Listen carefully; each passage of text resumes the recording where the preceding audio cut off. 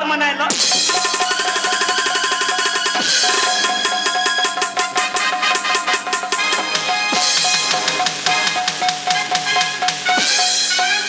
साला कहेगा प्राण खींच लेंगे, समझा? जा यहां से, जा यहां से। महारानी, स्वामी जी, तूने मेरी महारानी को बनवास करके मेरे साथ जो सुहाग रात मनाने के लिए चाह रही हो, हाँ स्वामी जी, ऐसा नहीं होगा। तू जिस समय मेरी महारानी को बनवास कर रही थी, उसी समय हम अपने मन में प्रतिज्ञा किए कि जब तक जंगल से शिकार खेलकर नहीं आएंगे, तब तक छोटी महारानी के साथ सुहाग रात नहीं मनाएंगे। इसलिए जब तक हम जंगल से शिकार खेलकर नहीं आऊंगा, तब तक तुम्हारे साथ सुहाग रात नहीं मनाऊंगा। ठीक है स्वामी जी, आप जाइए स्वामी जी, मैं महल में इंतजार करूंगी स्वामी जी। ठीक है, ठीक है स्वामी जी। बेटा,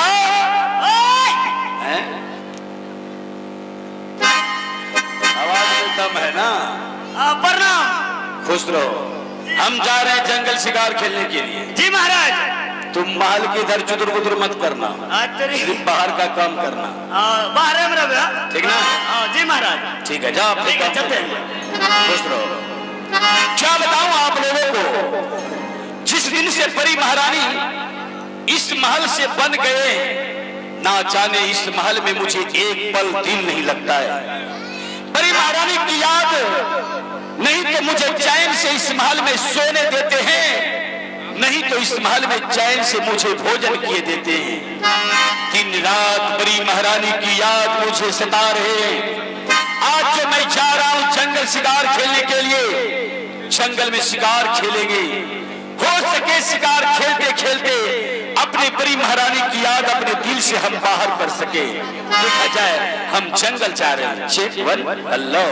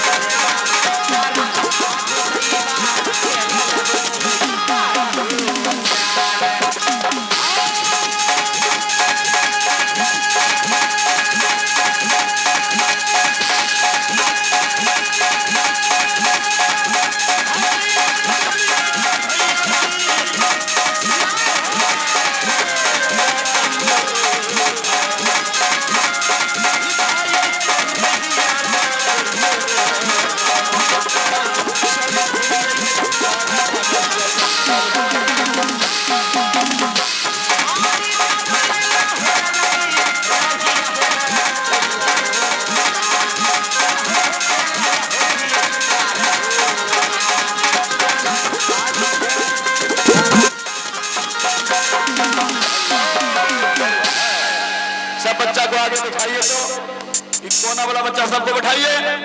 बैठो बैठो। हे भगवान, ये आपकी कैसी लीला है भगवान। कहाँ मैं उत्तमपुर शहर की राजमाता और कहाँ या मैं भिखारन के देश में। लेकिन हे देवादिदेव महादेव, मैं तो एक संतान के बिना या भिखारिन बनी हुई हूँ, एक पुत्र के बिना। देखिए आज कहां से कहां आ गई हूँ। मैं चलते चलते बहुत दूर जंगल पहुंच गई हूँ।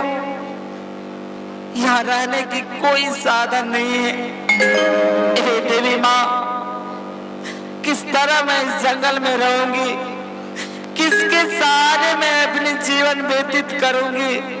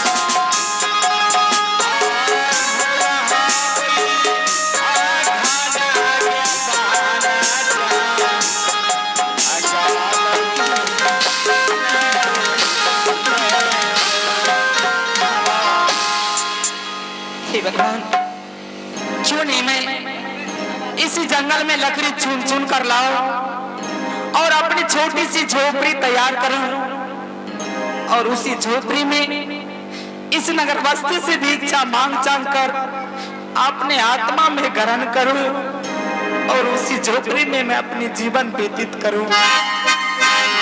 इसलिए मैं इन जंगल में जाती हूँ और लकड़ी चुन चुन कर लाऊंगी और छोटी सी झोपड़ी तैयार करूंगी।